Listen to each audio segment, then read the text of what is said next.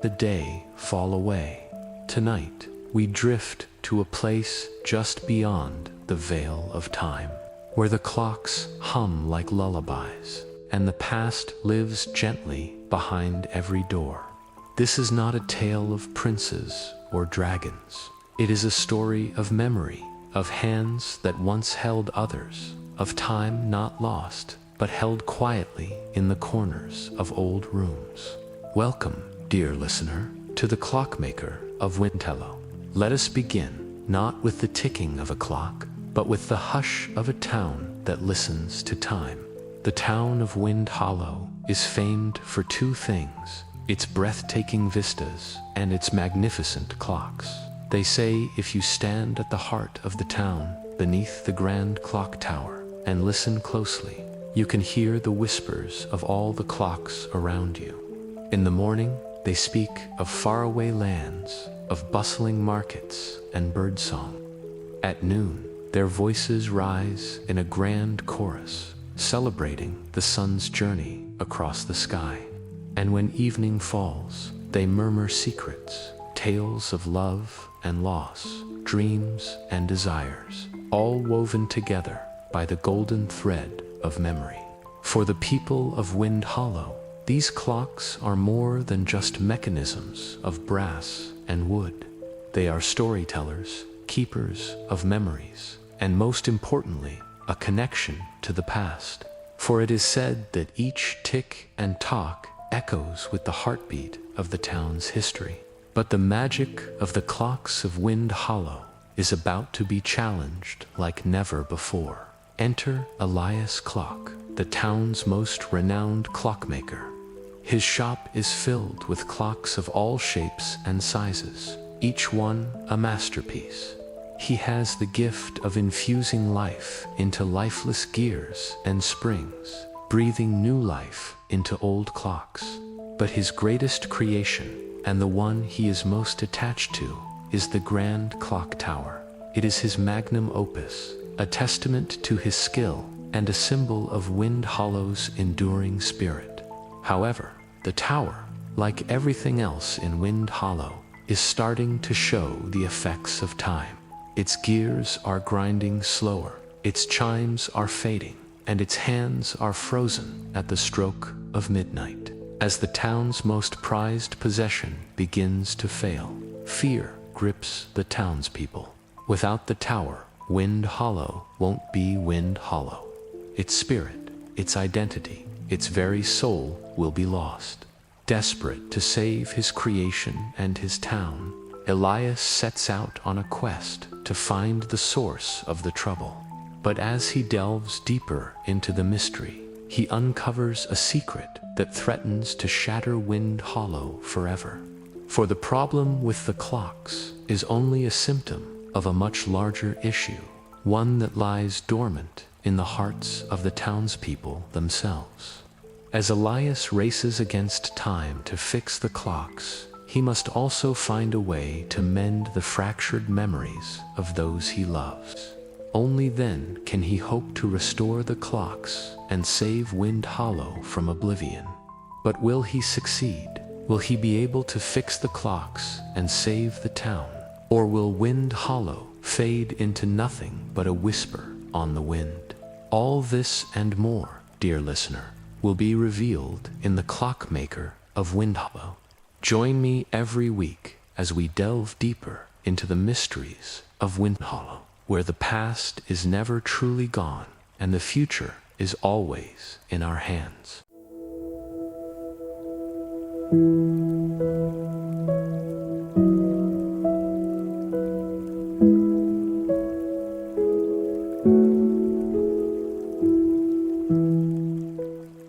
Windhollow was not a town you stumbled into. It was a town that waited for you. It nestled in a quiet basin of sloping hills, its streets lined with old elm trees, heavy with the scent of rain and loam. Winding brick paths separated homes with blooming window boxes and slate roofs, their tiles worn smooth by generations of soft rain. Everywhere you heard the murmur of wind through leaves and the distant rush of water from the creek nearby. Even the houses seemed to breathe in time with the whispering trees. The air in Windhollow held a certain hush, as if time itself took its steps slower, not out of laziness, but reverence. And somehow, in this peaceful place, the townsfolk seemed to carry on in perfect harmony with nature's gentle sway. It was a place where worries rustled through the undergrowth like disturbed leaves, only to be soothed by the soft murmurs of wind and water. The townsfolk often said the clocks in Windhollow didn't just tell the hour, they kept the memories between each tick. And nowhere was this sentiment more alive than in the heart of the town, where time whispered its secrets to the old elm trees. There, wedged between a bakery and a bookshop, stood a crooked little shop with smoky windows and brass bells that jingled when you entered. Above the door, in faded gold lettering, hung a wooden sign: Theron's Timepieces and Repair, EST 1882. This was no ordinary shop. It was the keeper of Windhollow's memories. Its windows, fogged by age and adorned with seasonal wreaths, offered glimpses into a world of intricate gears and delicate chimes. The scent of cedar, old varnish, and the faint, sweet perfume of time passing hung heavy in the air. Inside, rows of clocks and watches lined the walls, each ticking in its own measured breath. Their steady rhythm mingled with the murmur of the wind outside, creating a lullaby of sorts, a song of time's ceaseless passage.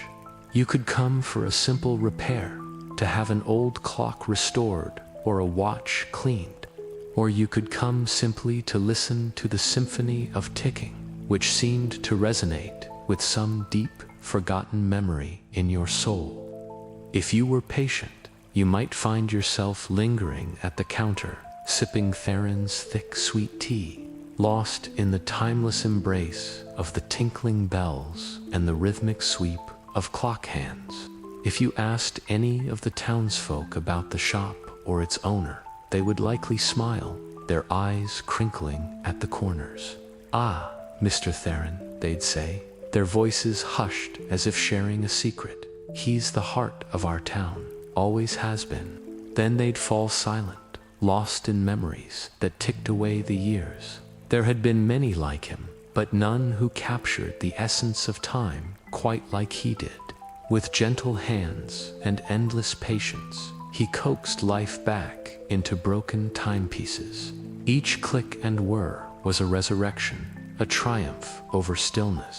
For Theron, repairing a clock was more than a trade. It was an art form, a communion with the soul of the machine.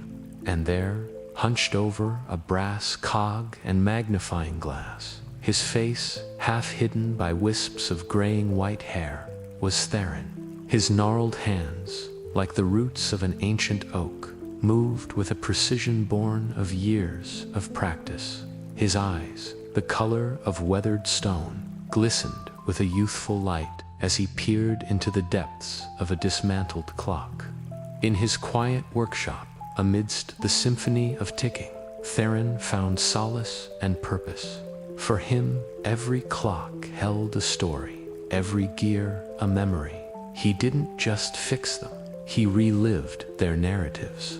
When a cuckoo clock came in with a melancholic air, its cheerful song silenced, Theron didn't just repair its broken notes. He tuned them, adjusting the pitch to match the melody of a long-ago memory. And when a grandfather clock, tall and imposing, limped into his shop, its pendulum frozen in mid-swing, Theron saw not just a broken timepiece, but a family heirloom, a silent sentinel guarding countless memories. He breathed life back into it, each tick a whispered tale from the past. In Windhollow, time wasn't just measured, it was cherished, and Theron was its chronicler, the keeper of its stories.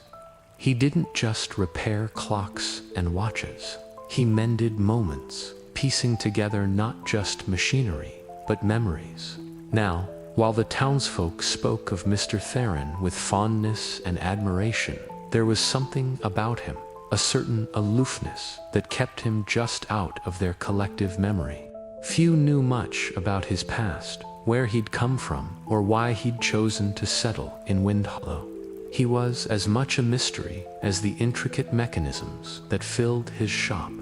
To many, Theron was a fixture of Windhollow, a constant in a world of change. Yet even in a town where memories lingered like the scent of rain, his past remained elusive, a secret melody played on a clock's chime. And while the townsfolk accepted this, a small part of them, like the persistent tick-tock of a grandfather clock, wondered, who was Mr. Theron? Why had he come to Windhollow? And what stories did the gears in his head hold? Time, it seemed, kept its own secrets close. But perhaps those secrets weren't meant to be revealed. Maybe the magic of Windhollow lay in the unanswered questions, the mysteries that whispered alongside the ticking clocks. After all, life, like a well-crafted timepiece, is measured not just in seconds and minutes, but in the moments that linger, the memories that echo, and the stories that remain untold. And it was here, in this quaint town, where time whispered instead of shouted, that Theron found his sanctuary, his solace, and his solitude. The past was never far. It resonated in the very foundations of Windhollow, shaping the lives of its inhabitants like the hands of a master clockmaker. Now let us leave the cobbled streets and gabled rooftops of Windhollow for a moment, venturing into the wild expanse of rolling hills and whispering trees. Our journey takes us to the heart of these woods, where ancient oaks stand sentinel and sunlight filters through the canopy in dappled hues.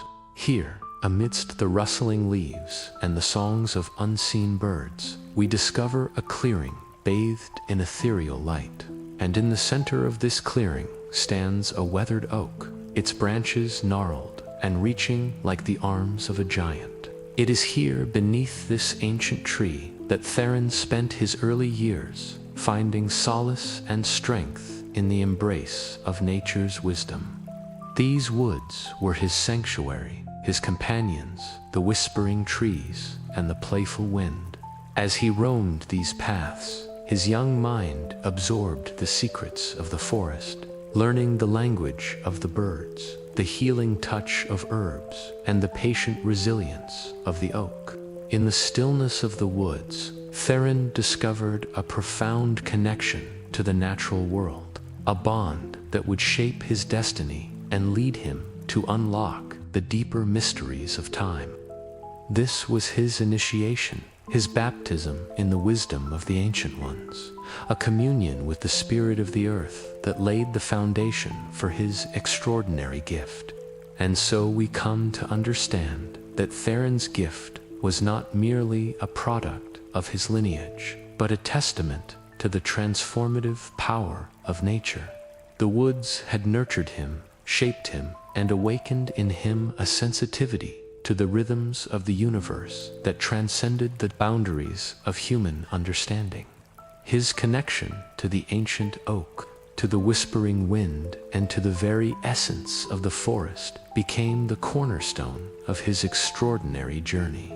For it was in the heart of these woods that Theron first encountered the mystical energies that would later define his life's work.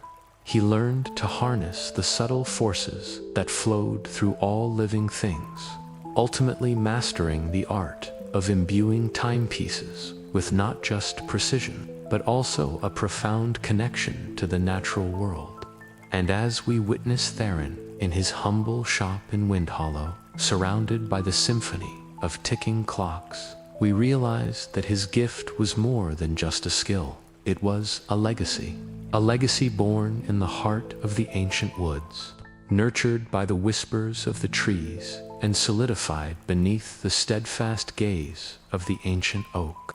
Now, as we return to the cozy confines of Theron's shop, we do so with a deeper understanding of the man behind the meticulous craft. Theron's connection to the ancient oak in the Whispering Woods serves as a reminder that his gift was not merely a product of his lineage, but a testament to the transformative power of nature. The woods had been his sanctuary, his mentor, and his source of extraordinary insight, shaping him into the enigmatic Clockmaker of Windhollow. With this newfound perspective, we are better equipped to appreciate the magic that unfolds within those four walls, adorned with ticking clocks and the faint scent of aged wood. We see now that Theron's gift, his ability to infuse timepieces with the essence of time itself, was deeply rooted in his communion with nature. The rhythmic pulse of the forest, the patient wisdom of the ancient oak, and the ceaseless flow of energy that binds all living things had become an integral part of his being. As we continue to unravel the mysteries of Theron's craft, we must remember that his story is deeply intertwined with the natural world. The Whispering Woods and the ancient oak hold significant secrets, offering a glimpse into the origins of Theron's unique abilities. But for now, let us bask in the enchanting atmosphere of Theron's shop, knowing that the magic we witness is not just a display of exceptional craftsmanship, but a profound connection to the very essence of time itself. And as we listen to the gentle tick-tock of the clocks, may we, too, find solace and wonder in the timeless embrace of Windhollow.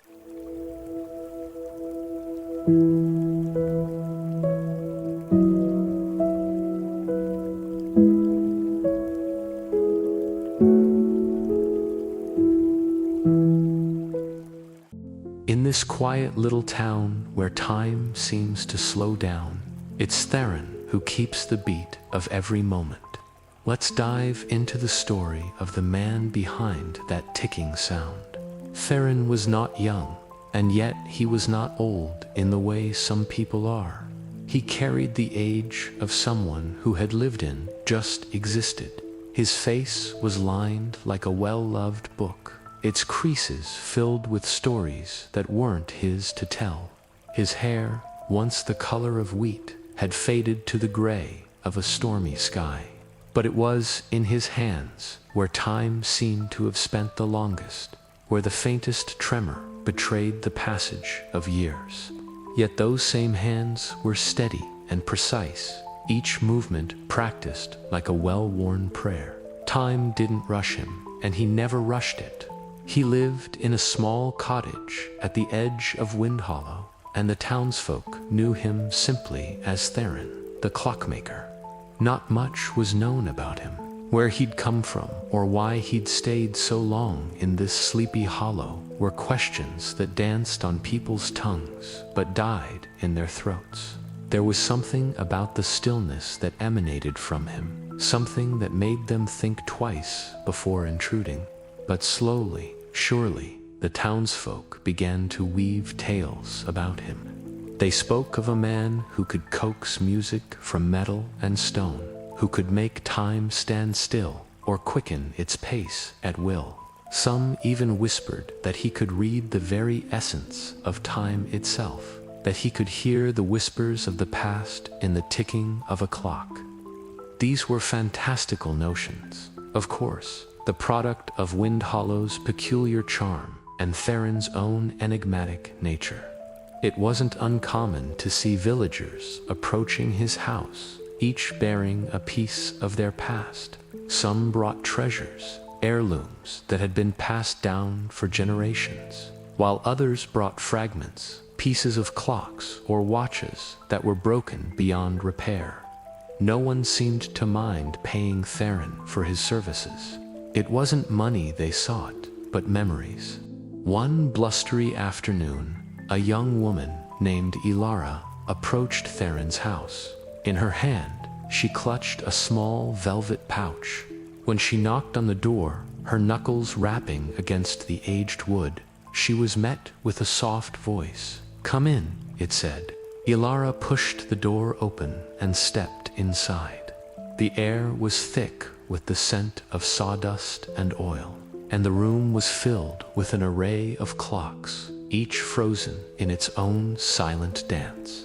In the corner, behind a rickety workbench, sat Theron.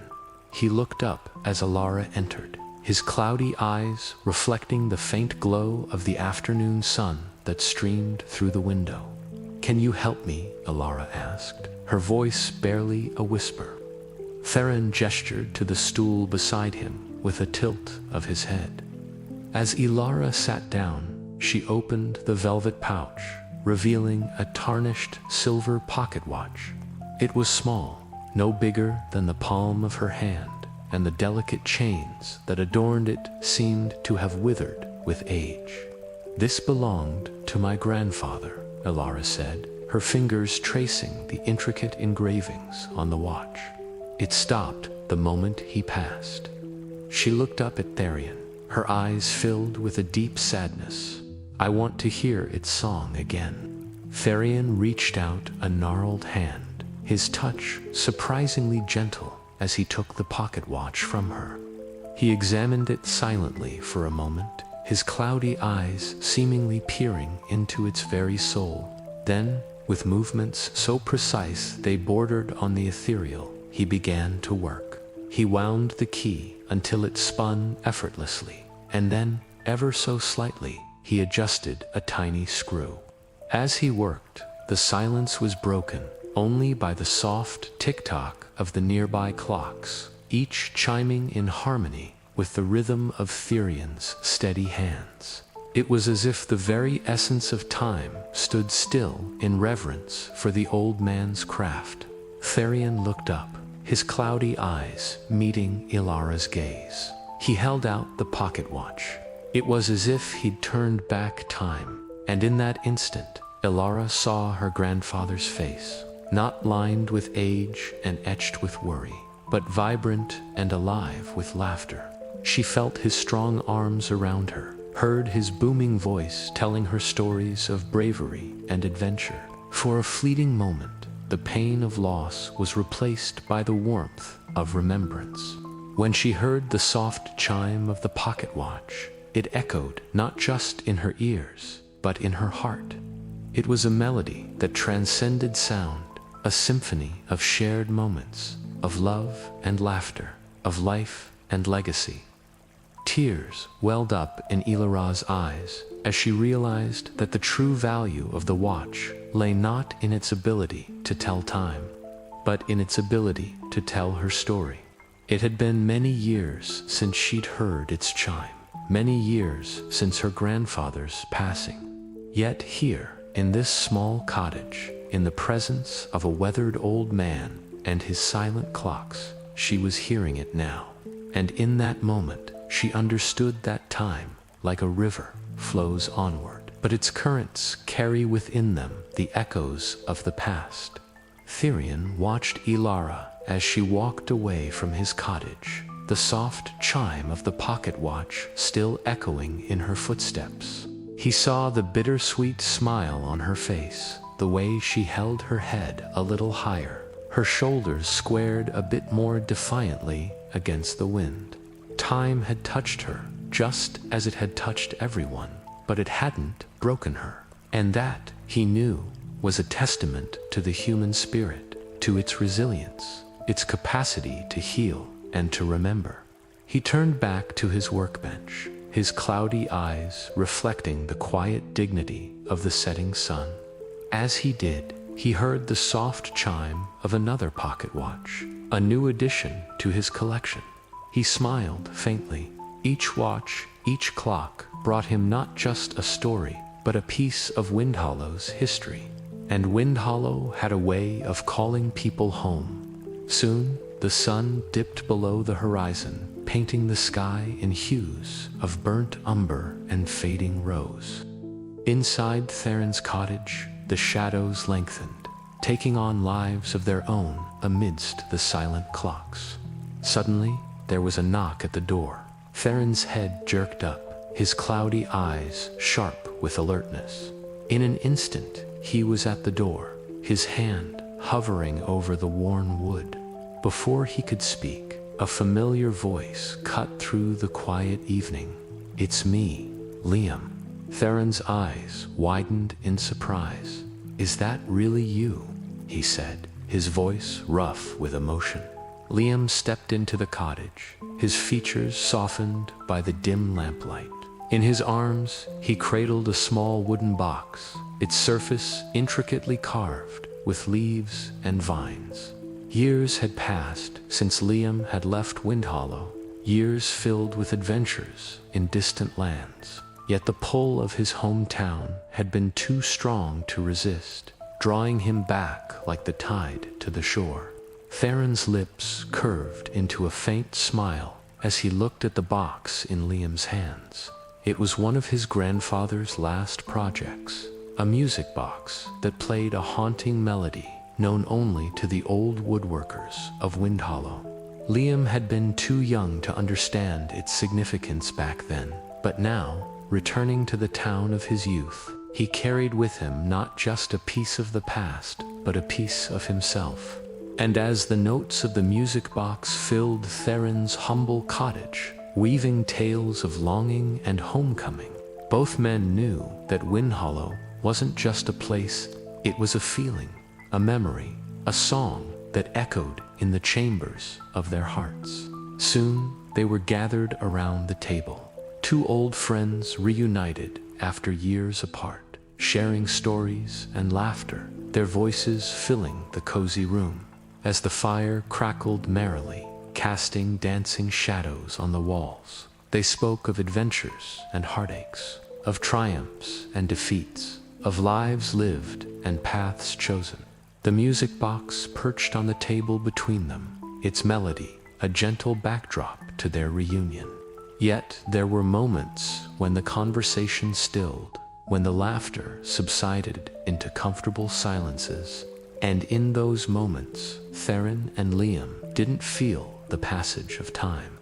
They were suspended in the present, their friendship a constant in the ever-changing river of life. For some, time may have been a relentless force, shaping their lives with its invisible hands.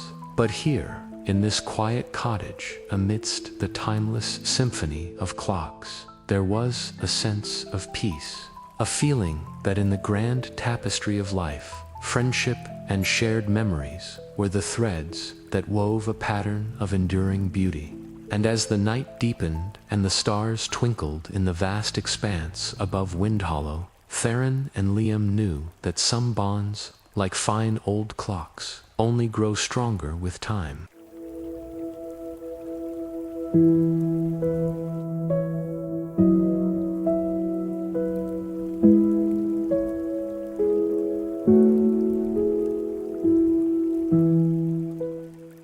Windhollow had a special way of bringing people back home, and soon someone would return who hadn't heard its bells in ages.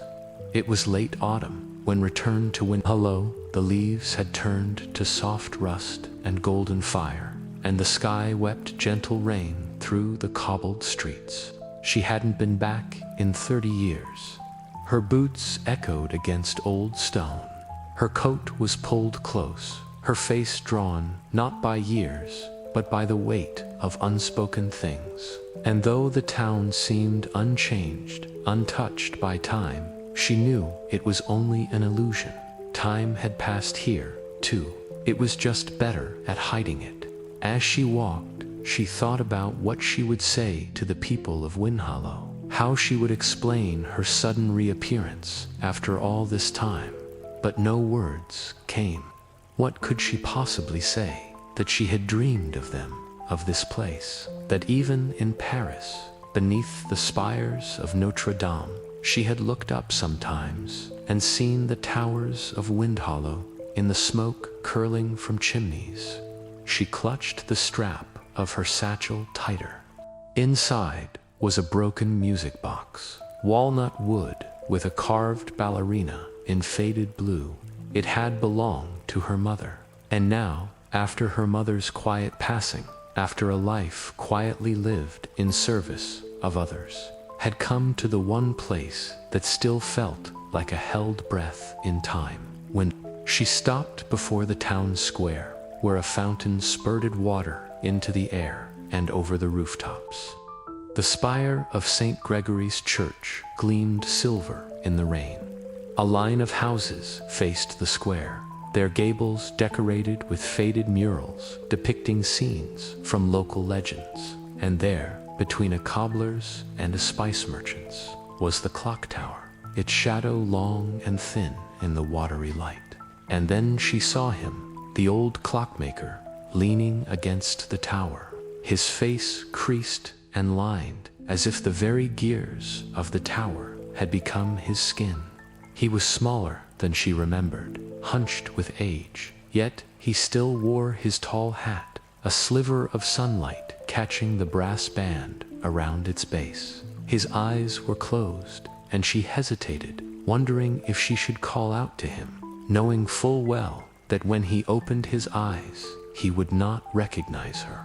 Time had been a sculptor here, chipping away at the world until all that remained were the constants, the old stone and the old man with his secrets in his heart. And so she turned to go, melting back into the anonymity of the crowd. His hair was streaked with gray, but his eyes still held the clear blue of sky. "I thought you'd come again someday," he said, and smiled. And Celine realized that some things never changed. She followed Elias to the clock tower and stepped inside. Dust motes danced in the narrow shaft of sunlight, piercing the gloom. Gears as wide as cartwheels hung from the ceiling, and a great pendulum swayed, its arc throwing shifting patterns of light and shadow on the floor. And then she saw him. The old clockmaker stood beneath the great clock face, his eyes bright and sharp as steel. He was smaller than she remembered, shrunken by age and grief. His hands trembled slightly, and she saw that he, too, was holding a music box, her music box. He raised his head slowly, and their eyes met. The clockmaker's face was etched with a lifetime of labor, his eyes deep pools of silver moonlight. Yet, in those depths, saw recognition kindle, a spark of something akin to wonder. He beckoned her closer, and she went to him, hesitantly at first, then faster, drawn by an invisible string tugging at her heart. "You brought my daughter's music box," he said, his voice rusty with disuse. "How did you know?" "It was all I had," she whispered, tears blurring her vision. He took the music box and wound it. The ballerina spun, a ghost of blue against the wood. And as the melody filled the tower, the old clockmaker placed the music box on a nearby workbench and took a step back. "Do you remember?" he began, his voice trembling slightly. "The night your mother left Windhollow, the night she never returned." Celine shook her head, tears spilling down her cheeks. All she remembered was the terror of waking in the dead of night. The old clockmaker reached out a gnarled hand. "Come with me." He led her up a spiral staircase, past clocks frozen in time, their hands at different hours, their chimes silent. At the top of the stairs, they stepped onto a landing. The old clockmaker pointed to a door at the end of the hall.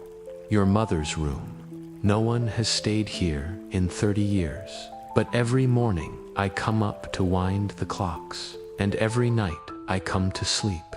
The ghosts don't bother me, they never have." He turned to her, his eyes glistening. "Would you stay here, Celine? Would you stay with me?" She wanted to say yes. More than anything, she wanted to wrap her arms around the old man and tell him everything. But the ghosts, she sensed, were more than memories. They were wounds that ran deeper than blood. For a long moment, she simply stared at the door. Then, taking a deep breath, she shook her head.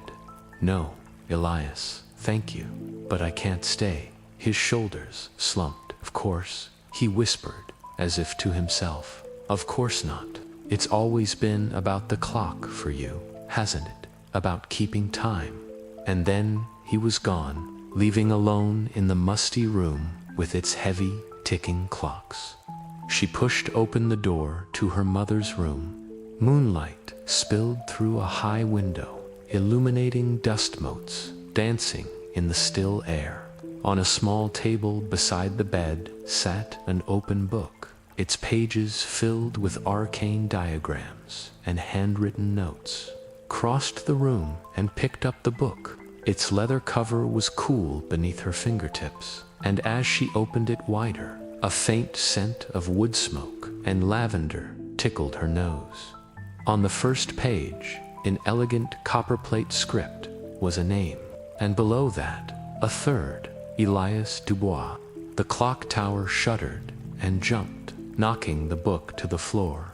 As she bent to retrieve it, something glinted in the moonlight. She reached down and picked up a small silver locket. It was cold to the touch, and as she opened it, a miniature portrait tumbled out.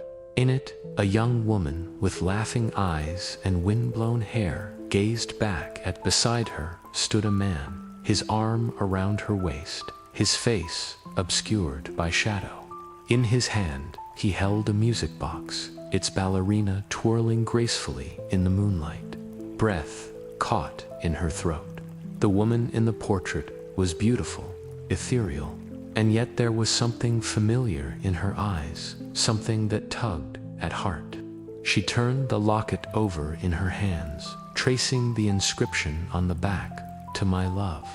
May the music of our hearts forever echo in your soul."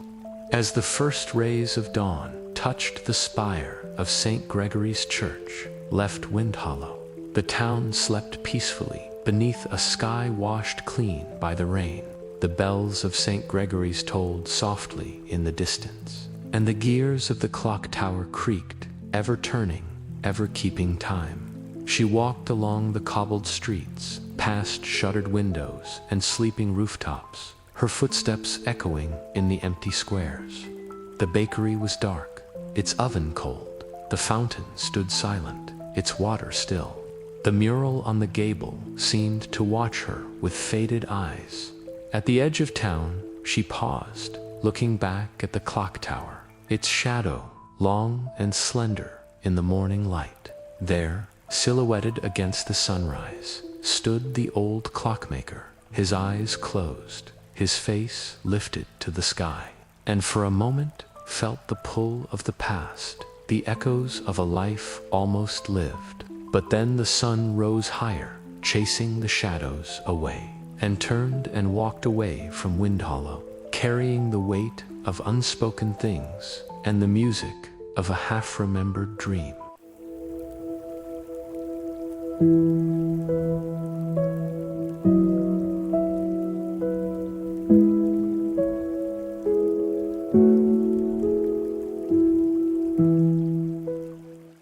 As she walked into the old clock shop, a long-lost feeling gently awakened in both her heart and his. The shop bell tinkled as she stepped inside. Theron didn't look up at first. He was peering into the open back of a clock shaped like a ship.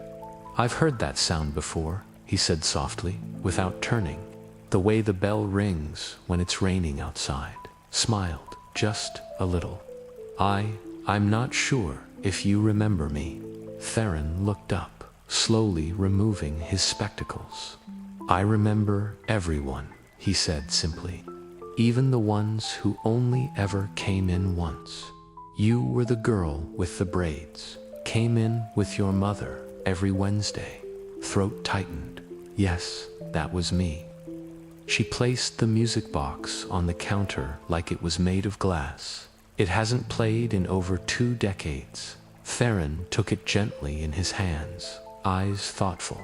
"This box is older than it looks, older than pain, but not older than memory." He wound the key gently, humming a tuneless melody. As the first notes rang out, clearing the dust from years of silence, heart ached. It was beautiful, haunting, yet incomplete, like a half-remembered dream. The melody echoed the feeling of loss she carried within her, resonating deep in her soul. "Do you remember the song?"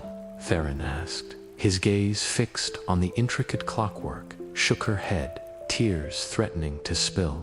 "Only that it's beautiful," she whispered, "and sad." Theron nodded, understanding in his eyes. "It's a lullaby my mother used to sing." Before he trailed off, the word catching in his throat. She knew what he meant, the before that loomed large between them, a shared history they'd both been spared from.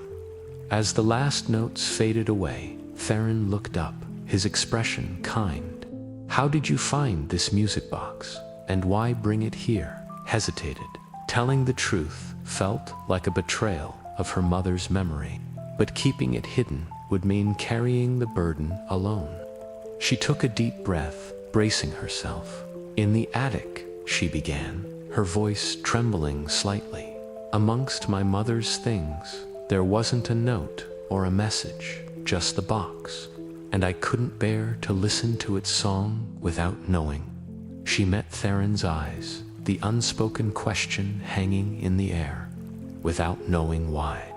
Theron reached out, placing a comforting hand on hers. His touch was warm, grounding her in the present moment. "Bring it here," he said gently, "because it needs to be wound, to be played. Music boxes aren't meant to be silent." Celine squeezed his hand, finding solace in his presence. "Will you wind it for me?" she asked softly. He smiled, a hint of sadness in his eyes.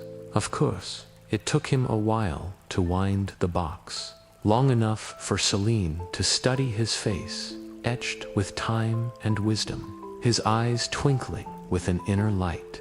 She noticed the faint lines around them, the crinkles by his mouth, hinting at a life filled with smiles and perhaps a few frowns.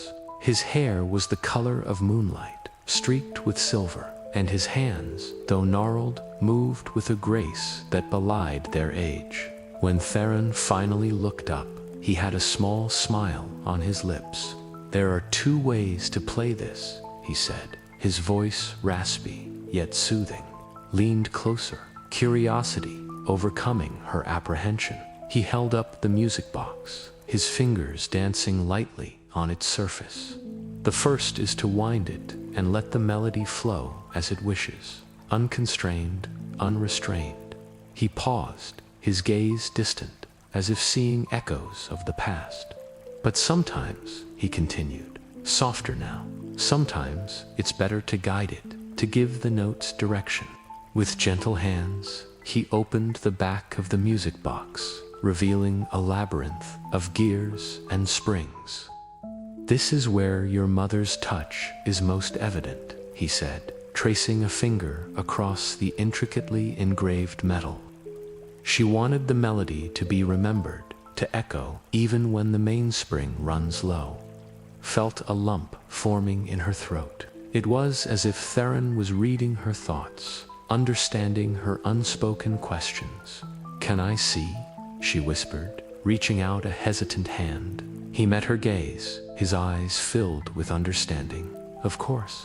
With a slight smile, he stepped aside, allowing her a glimpse into the heart of the music box. Breath hitched as she saw the tiny inscription hidden beneath a spring. It read, "For my little bird, may your song always find wings." Her mother's elegant script brought tears to her eyes. "How did she?" began, her voice cracking, but Theron shook his head. "She wouldn't want us to dwell on what-ifs or should-haves," he said gently, his voice echoing her unspoken sentiments. "She'd want us to focus on the here and the now, on the music that still resonates within you." His words hung in the air between them, a balm to her troubled heart. She wiped away a stray tear, determined to honor her mother's memory by living in the present moment. Theron closed the back of the music box, winding the key once more. The melody flowed from the opening, sweet and clear, tinged with a hint of melancholy.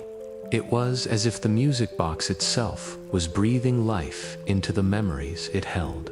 As Celine listened, she felt a strange sense of peace wash over her. The unresolved chords from her past seemed to find harmony in the present. And in the heart of Windhollow, surrounded by the whispers of time and the echoes of her mother's love, she found a moment of clarity. She realized that while the melody of life may have its mournful notes, it's the harmony of shared moments and connections that truly makes it beautiful. The bell above the door tinkled, drawing Theron and Celine's attention to the entrance. A young boy stood there, clutching a music box in his hands, his eyes wide with wonder. "Mr. Theron," he called out, his voice echoing through the shop. "Can you fix this, please?" Theron rose from his chair, his face breaking into a warm smile. "Of course, my boy. Let's have a look." The boy approached, his steps hesitant at first, then quickening with newfound confidence. As he placed the music box on the counter, Celine noticed the intricate carvings on its surface. It depicted a knight battling a fearsome dragon, the scene frozen in a timeless struggle. "That's quite the tale you've got there," Theron remarked, his eyes twinkling with amusement. "A valiant knight facing off against a fearsome beast. Sounds like you're a fan of adventures." The boy beamed, his cheeks flushing with pride. "I love stories about brave knights. And this music box, it's got a really cool song, but the dragon keeps getting louder, and the knight's armor is making a funny noise." Celine watched as Theron examined the music box, his weathered hands moving with a delicacy that belied their strength. He murmured, his brow furrowing slightly. "Looks like the dragon needs to have his tune lowered a bit, and the knight's armor needs some oiling. Easy fix." With a reassuring smile, he turned to the boy. "Why don't you sit down and wait for me here? I'll have your music box sounding like a knightly ballad in no time." The boy hesitated, then nodded, his eyes never leaving the music box. As Theron began his work, Celine couldn't help but feel a sense of warmth envelop her. It wasn't just the crackling fire or the aroma of oil and metal that filled the shop, but something in the connection between the old clockmaker and the wide-eyed boy. She thought about her own visit, how she'd stumbled upon this place by chance and found not just answers about her mother, but a piece of her own heart that she didn't know was missing. Perhaps, she mused, Windhollow wasn't just a shop. It was a sanctuary where broken melodies found solace and new tunes were composed. Time passed in the cozy confines of the shop, marked by the rhythmic tapping of Theron's tools and the occasional chirp from a cricket hidden somewhere in the rafters. When the first notes of the music box drifted into the air, the boy's face lit up with pure joy. "It's beautiful," he whispered, his eyes shining brighter than the brass cogs and springs adorning Theron's workbench. The old clockmaker smiled, his eyes crinkling at the corners. "Music boxes are like stories," he said, his voice a gentle rumble. "Each note a word, each tune a tale waiting to be heard." He handed the music box back to the boy, who took it with reverent care. "Thank you, Mr. Theron," he said, his voice thick with gratitude. Theron waved a hand, his smile widening. "No need to thank me, lad. It was my pleasure. After all, isn't sharing stories the best part of any adventure?" As the boy skipped out of the shop, his music box playing a triumphant fanfare, Celine turned to Theron, a question forming on her lips. But before she could speak, he held up a finger, his eyes twinkling with mischief. "Ah, another customer," he said with a dramatic flourish. "Looks like our story time will have to wait for another day." Celine laughed, the sound echoing through the cozy shop filled with the music of memories and the promise of new tales. And so their afternoon continued, filled with the sweet melodies of music boxes, the comforting aroma of old books, and the quiet companionship that sometimes the simplest moments can bring.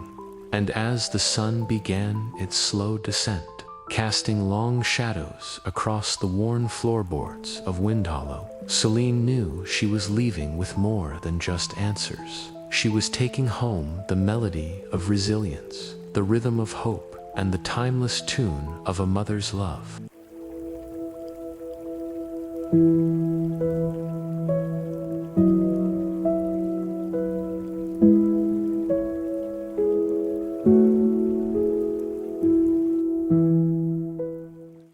And so began their quiet days together, where words were few, but every second hummed with remembrance. The air in Windhollow had grown crisp, the kind of cold that bit at exposed skin and made fingers stiff.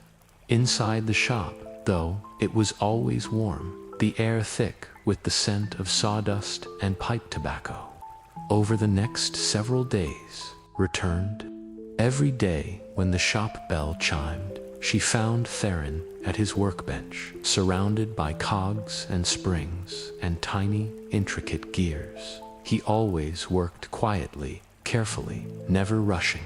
And as he restored the music box, he spoke not of gears and springs, but of small moments.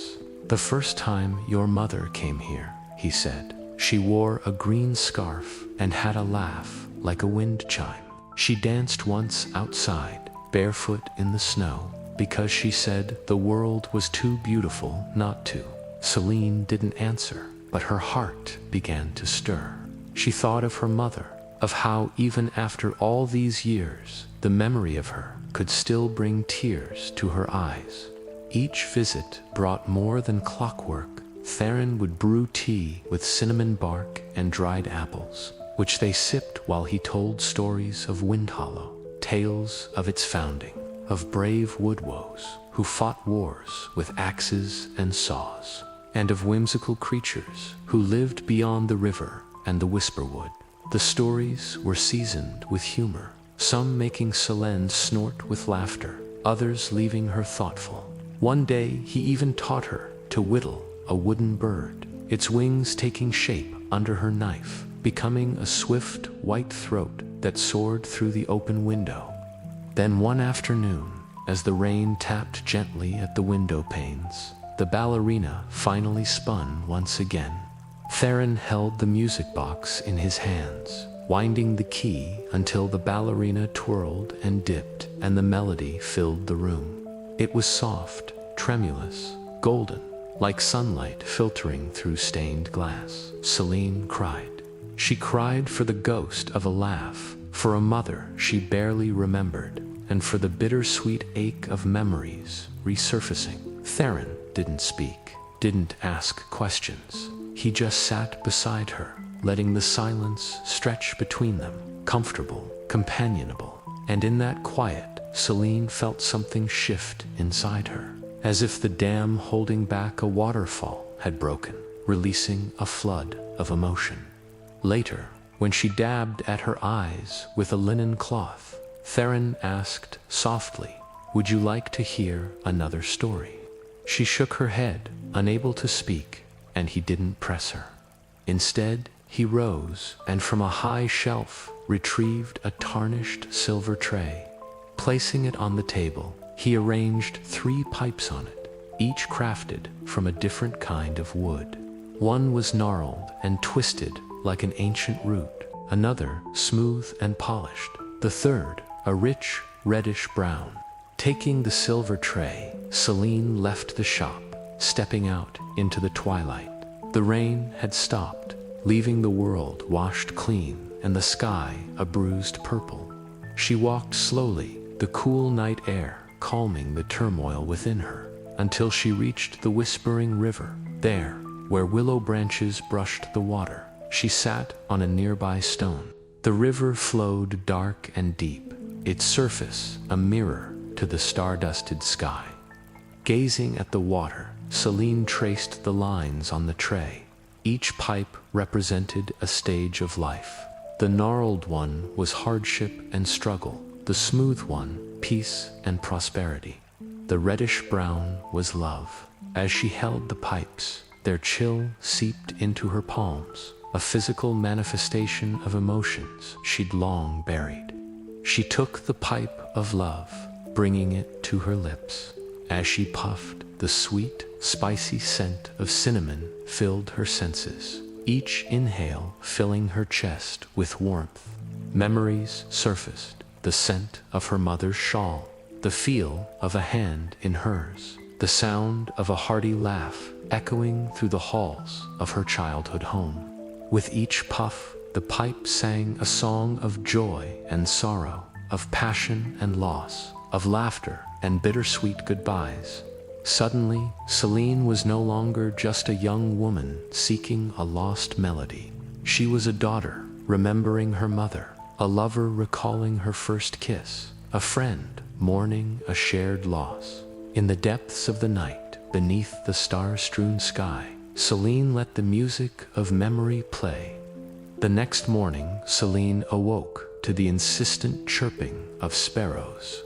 Sunlight streamed through her window, rousing her from sleep. Groaning, she sat up, realizing she hadn't removed her clothes the night before. Her lavender nightgown crumpled at her feet. As she dressed, she thought of the previous evening, of the unexpected torrent of emotions unleashed, of the forgotten melodies that echoed in her heart.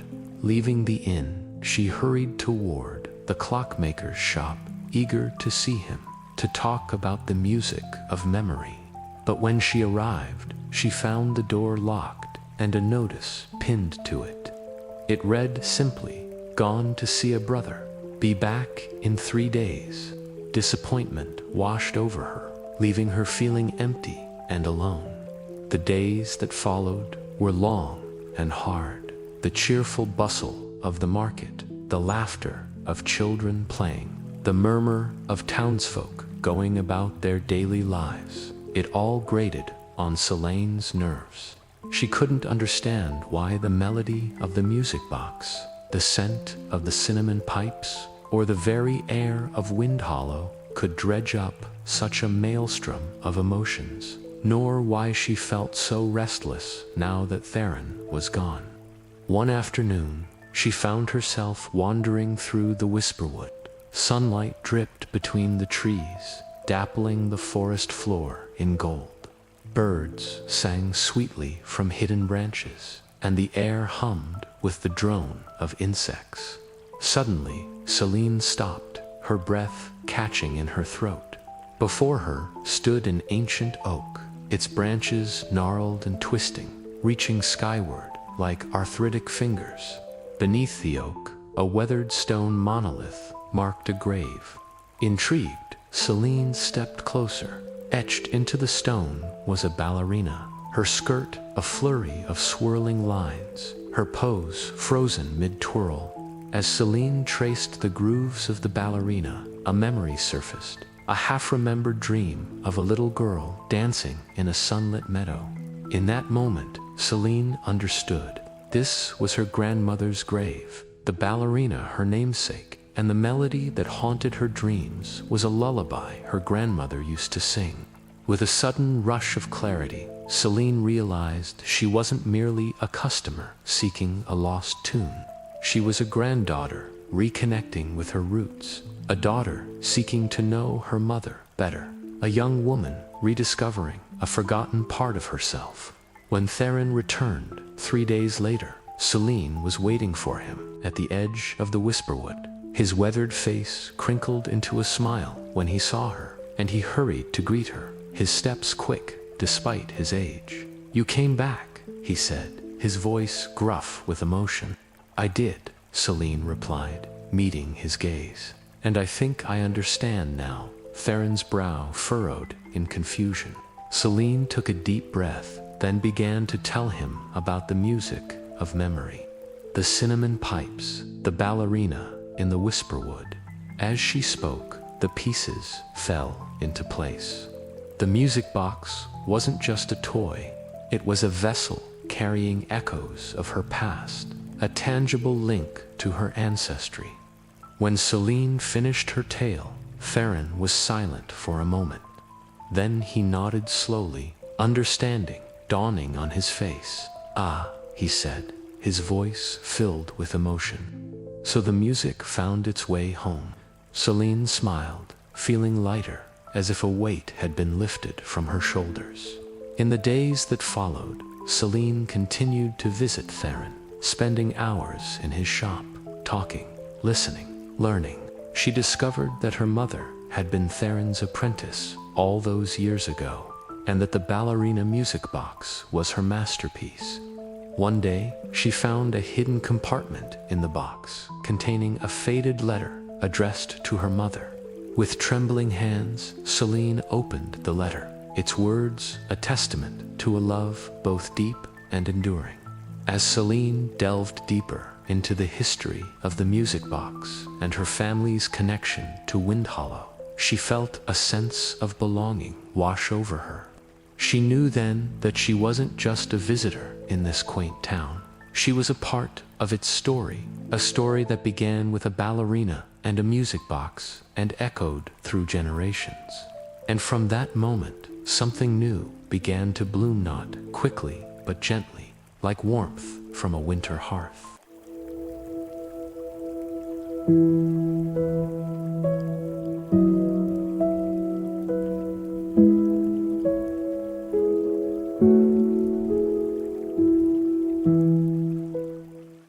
Weeks passed. They were busy weeks. No longer did Celine feel the pressing need to fill every second with noise or laughter or tears. She would sit still, watching Theron work, and it was enough. His shop, which had smelled faintly of dust and disuse when she arrived, now smelled of oil and metal and warm bread from the hearth. She helped him by dusting the shelves, winding the window displays, polishing brass until it shone. Her hands, which had always been restless, even as a child, now found peace in these tasks. It felt right, as though her hands had always belonged here, and the townsfolk began to notice. The clocks chimed with more warmth. The shop seemed brighter somehow. Even the rain outside, which had always seemed to beat against the windows with a mournful drum solo, now sounded like a quiet lullaby. Then, one day, young Thomas came skipping down the ladder. After having dusted the upper shelves, he paused beside a clock face, its hands frozen in mid-stride. "It stopped," he said gravely. Theron glanced at it. "It's tired," he said. "It needs a rest." He took the key from his apron pocket and wound it gently. Then he turned to Celine, his eyes bright. "Come, it's time for tea." She rose, a little surprised by the suddenness of it. "But what about the shop?" He smiled. "The shop can wait. We don't have to fill every moment with noise, do we?" He extended his hand. "Just come." She hesitated, then placed her hand in his. It was warm and strong and steady, just like him. And for the first time since she'd come to Windhollow, Celine allowed herself to relax into a smile. She knew what he was trying to teach her, that sometimes silence could be a good thing, but she wasn't sure she could do it. They walked out of the shop together and into the cool air. Thomas skipped ahead to open their gate. The bell above it tinkled merrily. She didn't try to stop it this time. In the days that followed, learned that there were many kinds of quiet. Some were comfortable, like the quiet of a snowfall or the quiet of a well-read book. Others were filled with tension, like the quiet before a thunderstorm or the quiet of a half-remembered dream. Most were simply empty, like the quiet of an abandoned house or the quiet of a graveyard. None were quite right, but none were terrible, not when she was with Theron. One afternoon, while they were cleaning out a cobweb-filled corner, she turned to him, a question forming. He looked up from his work, his gaze steady. "What is the quietest sound you know?" she asked. A slow smile spread across his face. "You already know it," he said, returning to his task. "Why do you want to fill the silence with noise? Don't you like it?" She shook her head, confused. "I like it with you, but I'm afraid of it. What if something bad happens in the quiet? What if someone breaks in, or there's a fire or a flood?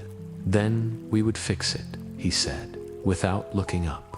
"We would fix it together." She considered that. But wouldn't it be better to prevent it? Wouldn't it be easier if I could hear everything, if nothing took us by surprise? He finally looked up at her, his expression unreadable. "Celine," he said softly, "sometimes it's better not to hear. Sometimes it's better not to know." She frowned. "What do you mean?" He stood up, brushing crumbs from his apron.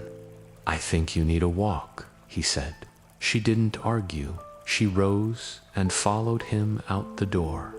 They walked side by side along the river, the late afternoon sun painting long shadows around them. Soon they were the only two people on the bridge. "Why are we here?" she asked. He pointed to the water. A tiny spider, its legs stiff with the day's heat, was struggling to free itself from a sheet of sticky flypaper. A fat bumblebee buzzed lazily overhead. A school of fish broke the surface of the water, chasing a fallen leaf. All around them, life went on. "Why are we watching?" Celine whispered. "Because sometimes," Theron said, his voice barely audible over the rush of the water, "the best way to hear the quiet is to listen to the world." He squeezed her hand gently. "The world is full of sounds. Some are soft and some are loud. Some are beautiful and some are not. But all tell a story. Do you want to hear it?" She looked back at the struggling spider, then at the bee, then at the rippling water. Slowly, very slowly, she nodded. Theron smiled, a small, sad smile. "The world is full of stories," he said. "You just have to listen for them." And she did listen. For weeks, she listened to the wind as it rustled through the trees outside the shop window, to the rain drumming on the glass, to the birds nesting in the eaves, to the church bells ringing in the distance, to the laughter of children playing in the street, to the murmur of the river running over smooth stones, to the ticking of clocks, both great and small. She listened to the rhythm of life in Windhollow, and with each passing day, she felt herself growing calmer, more centered.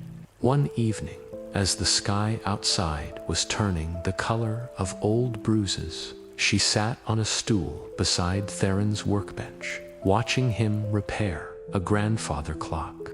It had come in that morning, its pendulum silent, its chimes stuck. Its owner, a stout woman with flour-dusted hands, had burst into tears when Theron told her it needed a new chime. She'd loved those chimes. Her husband had bought them for her years ago. Could he fix them? Theron had asked. Now, holding a tiny hammer, he tapped a loose chime, then tested it. Its tone was clear, its volume perfect. He nodded, satisfaction in his eyes. "Like new," he murmured. The girl stiffened. "How do you do that?" she asked. He paused, his gaze traveling to the far wall. "The trick," he said, "is to find the stillness between the seconds." She frowned. "The stillness between the seconds," she echoed. "What does that mean?" He returned to his work, his hands moving with practiced grace. "When you listen to a clock," he said, without looking up, "you don't hear just the tick-tock. If you listen closely, you hear a pause, a tiny space of quiet between the sound." She stared at the clock face. Outside, the wind had risen. Rain lashed against the windows, blurring the lamplight. Thunder rumbled in the distance. "Are you listening?" Theron asked suddenly. She jumped, startled by his intensity. Yes," she whispered. "Good," he said. Then close your eyes." She obeyed, surprised by a sudden prickling in her chest. "Now," he said, "listen to the rain. Don't think of anything, just listen." She focused on the rhythm of the falling rain, letting the sound wash over her. She felt the tension draining from her shoulders, from her arms, from her hands. She breathed in, then out, and the corners of her mouth turned up in a smile. She was listening to the stillness between the seconds. And in that moment, she knew, she understood what Theron was teaching her, that sometimes in the quietest moments, the greatest discoveries are made. That sometimes in the stillness between the seconds, we find the pieces of ourselves that we thought we'd lost. When she opened her eyes, the rain had stopped, the clouds had parted, revealing a sky full of stars. Beside her, Theron had fallen silent. She reached out and touched his arm. "Thank you," she whispered. He looked up, surprise giving way to a slow smile. "Thank you," he echoed, his eyes shining with something like wonder. "I believe you're ready to go home now." She felt tears pricking at her eyes. "I am," she whispered. That night, as the moon sailed high above Windhollow, Celine left the safety of Theron's shop and stepped out into the night. The air was cool against her skin, the earth damp beneath her feet. She walked alone along the riverbank, listening to the stillness between the seconds. As the first rays of dawn touched the rooftops, she heard the sound of hammers on metal, of glass blowers at work, of bakers kneading dough, of millers grinding grain, of weavers at their looms, of woodsmen felling trees, of coopers mending barrels, of broom makers stitching twigs. She heard the quiet music of a town waking up, and she smiled. She was listening to the heart of her new home. But just as clocks move forward, time, too, carries us onward, and the hour would come for one final turning of the key.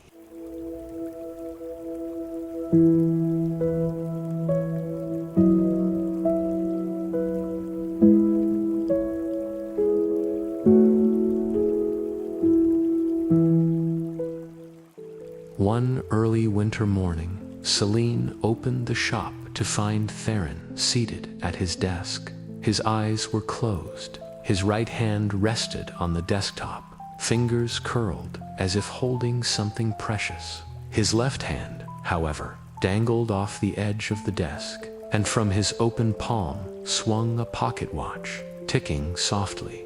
It was an ornate silver piece, etched with leaves and vines that curled around the face. Every tick seemed to resonate in the silence of the room, reverberating off the walls and floors like the heartbeat of a slumbering giant. Like a river that had meandered through fertile lands, gathering little pebbles and shells, smoothing them with its passing, before finally reaching the sea without a ripple or a sigh. He had simply become one with the endless march of time. As if time itself had folded him into itself, conserving his form but halting his passage. Was he muttering a prayer, a final enchantment, or perhaps nothing more than the remnants of a half-forgotten dream? There was no letter, no final message for Celine or the town, just the ticking and the faint, comforting smell of cedar that clung to the old man like a loyal hound. So he sat beside Theron, letting the rhythmic tick-tock weave its magic until the first blush of dawn crept through the window, chasing away the shadows and filling the workshop with light. After a while, when the sky had turned from the deepest indigo to the softest periwinkle, Celine rose. He straightened Theron's jacket, smoothing out the wrinkles, then carefully lifted his hand and set the watch on the workbench. It lay nestled amidst shavings of wood and half-finished gears, looking oddly out of place. Already, smoke curled lazily from chimneys, dogs barked greetings, children's laughter rang out, clear and sweet as birdsong. Life continued, as it always had, turning the wheel of time another notch. Word spread quickly. When the townspeople heard, they came to pay their respects, their faces etched with concern and sorrow. But when they stepped inside, they, too, saw not devastation, but reverence in Selene's eyes. They, too, felt not fear, but peace in their hearts. For though Theron's body was gone, his spirit lingered in the air, thick and warm, like wood smoke on a winter's night. They mourned him, not with tears and wails, but with smiles and stories, each sharing their favorite memory of Theron, their beloved clockmaker. Some spoke of his intricate clocks and watches, marvels of engineering that had kept perfect time for decades. Most of all, though, they spoke of his heart, how it had mended their broken toys, repaired their torn clothes, and never once turned away anyone in need.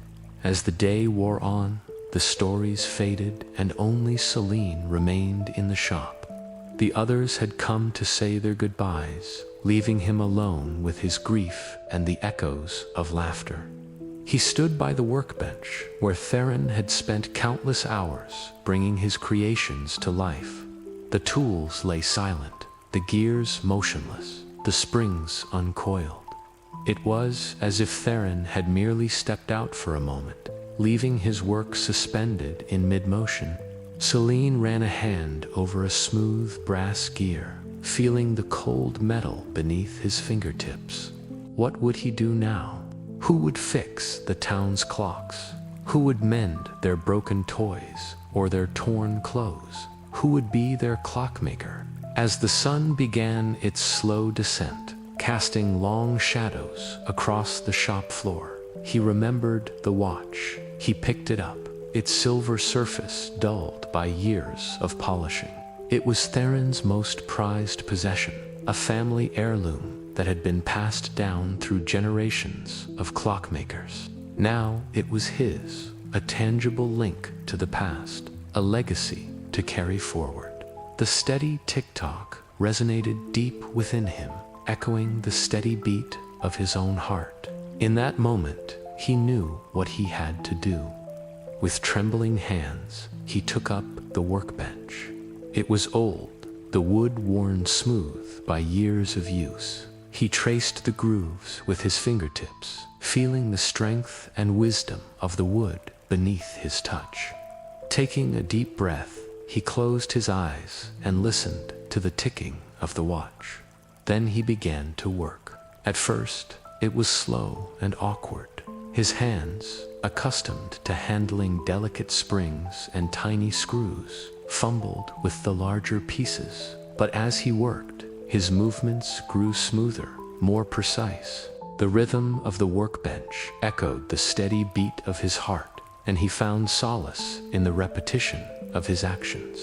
Each stroke, each turn of the screw brought him closer to Theron, allowing him to feel the old man's presence beside him. With every sunrise, Selene opened the shop and began his work. People came by to check on him, to offer their help or simply their company. They watched in awe as he coaxed life into the inert mechanisms, breathing new life into old machines. They saw in him the embodiment of Windhollow's spirit, resilient, resourceful, never giving up in the face of adversity. And as the weeks turned into months, Selene's confidence grew. He repaired the town's clocks, mending their chimes and polishing their faces until they once again kept perfect time. He fixed their broken toys, patching up teddy bears and winding up music boxes, each stitch and each turn imbued with the love and care that had been the hallmark of Theron's work. He even learned to tailor, stitching together coats and mending torn seams. Each button he sewed on a silent prayer to his mentor.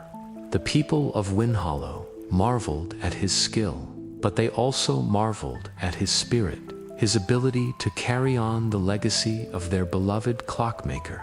They saw in him not just a successor, but a keeper of their history, a living, breathing testament to the enduring power of community, resilience, and hope.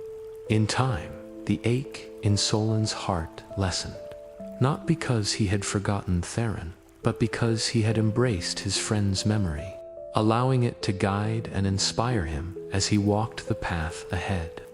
The old clockmaker may have passed, but his spirit lived on in the heart of Windhollow, in the chime of its bells, the tick-tock of its clocks, and most importantly, in the spirit of its people. For a town is more than just bricks and mortar. It's the sum of its stories, its laughter, its tears, its triumphs and tragedies, all woven together by the invisible threads of community, held together by the unwavering spirit of its people. And Windhollow, with Selene at its heart, was ready to turn the page on a new chapter, knowing that though the melody may change, the music of life goes on. And though the old keeper was gone, time itself had passed the key into her gentle, waiting hands.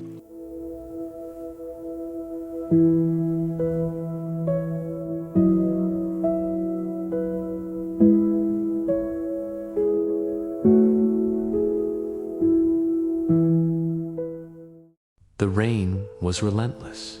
It drummed on the roof of the house like fingers drumming a frantic tattoo.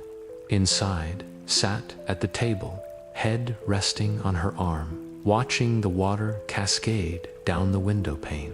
She was waiting for the bell to strike.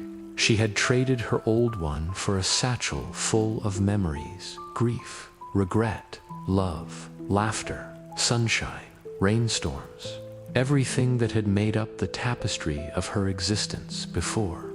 Now, as she sat waiting, she felt those memories stir within her. They swirled around her like fallen leaves in an autumn wind, whispering stories of who she once was, of who she might have been. Outside, the bell tolled, once, twice, 3 times. Then a knock sounded on the door, slow and deliberate. She knew who it was without looking up. "Come in," she said, her voice hoarse from disuse. He entered, his face creased with concern. "Selene, are you all right? You sent for me." "I am," she said, rising. "I need your help." When Theron had found her, she'd been living in the woods near He'd coaxed her back to civilization, back to the world of sunlight and human kindness. He'd mended her torn clothes, given her food and a place by the fire, listened patiently as she told him about the doll, about the plague, about the man. After a while, he'd asked if she could stay in Windhollow, if she'd like to make this house her home. And in the quiet aftermath of her story, when the memory of the man had faded into the shadows, she'd agreed. It had been 5 years since then. 5 years of healing and growth. She'd learned to laugh again, to feel the sun on her skin and the wind in her hair. When the seasons turned and the leaves fell from the trees, she noticed their beauty. She gathered the colorful carpet of autumn and wove it into tapestries that she hung on the walls. She sang songs to the unborn child within her, rocking gently in a chair by the fire. Her dreams were filled with whispers of lost time, of lives lived and lives lost, of moments that slipped through her fingers like sand. She longed to understand, to know, to remember. She found the answer in a dusty book in the attic, in an inscription on an ancient sundial, in the chimes of a music box, in the steady tick-tock of the clocks. She learned about gears and springs, about pendulums and escapements, about chimes and cases, about the language of time. She designed new ones, crafted intricate cases, wound up springs, and watched the hands spin. Slowly, surely, she began to fill the house with music. With each chime, her grasp on the present tightened, anchoring her to the here and now. Each tune wove another strand into the tapestry of her life, drawing her closer to Windhollow, to Theron, to the possibility of a future. To go back, she whispered, holding out her hand, to bring them home, echoing the song she'd sung to the child within her, the child that would have been there waiting for me, she murmured, her voice catching. I can feel it. He took her hand, his thumb stroking her knuckles. Then let's go, he said softly. The journey back was fraught with peril. Roads were washed away by the incessant rain, bridges collapsed, roofs caved in, but pressed on, driven by an urgency born of grief and hope. When they reached the village, only ruins remained. Houses, shops, cobblestone streets, all reduced to rubble and soaked in mud. Yet as she walked among the debris, she felt a stirring within her, as though the very stones themselves were reaching out, trying to tell her something. As the days turned into weeks and the rain finally relented, she began to explore, to search, to unearth not only pieces of the past, but also parts of herself. She found remnants of toys in a child's bedroom, a wedding ring beside a hearth, a well-worn Bible on a desk, a leather-bound journal tucked under a floorboard. She uncovered stories of laughter and love, of faith and hope, of dreams and fears. Slowly, painstakingly, she put the pieces together. She pieced together the lives that had once unfolded here, just as she was piecing together her own. In doing so, she began to heal, to forgive, to remember. With each recovered memory, her connection to the place, to its people, to herself grew stronger. She remembered the sunshine, the scent of freshly baked bread, the sound of children playing, the taste of ripe fruit, the feel of grass beneath her feet, the warmth of human touch. She also remembered the darkness, the fear, the sickness, the loss, the despair, the icy grip of death. She remembered the man, the way his eyes had burned into hers, the cruel twist of his lips, the glint of the knife, the terror that had frozen her to the spot. But with each recollection came understanding. She understood the resilience of the human spirit, the strength that comes from love, the comfort found in faith. She understood the fleeting nature of life, the importance of every moment, the preciousness of every breath. She understood, too, why she had been spared, why she had survived. She was meant to carry their stories, to keep their memories alive, to ensure that their lives, their deaths, their loves, their losses, their hopes, their dreams, all of it, none of it, had meaning.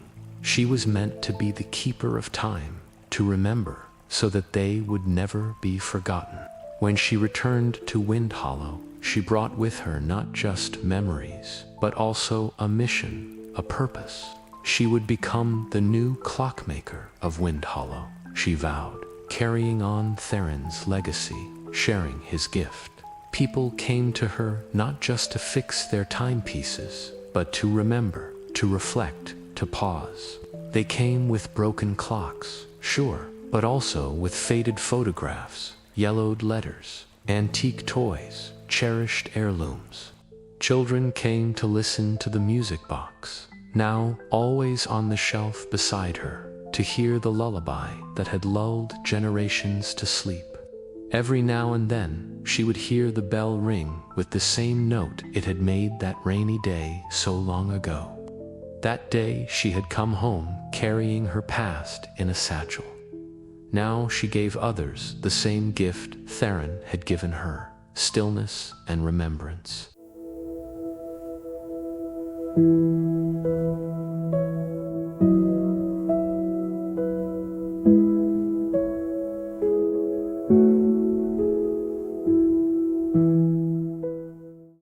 And so, the clocks in Windhollow continue to hum. not just with time, but with memory, with laughter, loss, and everything in between. Perhaps, as you drift now into your own quiet night, you'll hear the faint tick of a music box in your dreams, or recall the scent of someone you once loved. Thank you, dear dreamer, for spending this time with us. If this story moved something soft inside you, please like, subscribe, and leave a comment about a memory time has gifted you. Until we meet again, may your sleep be slow, your dreams deep, and your soul gently wrapped in the stillness between seconds. Good night.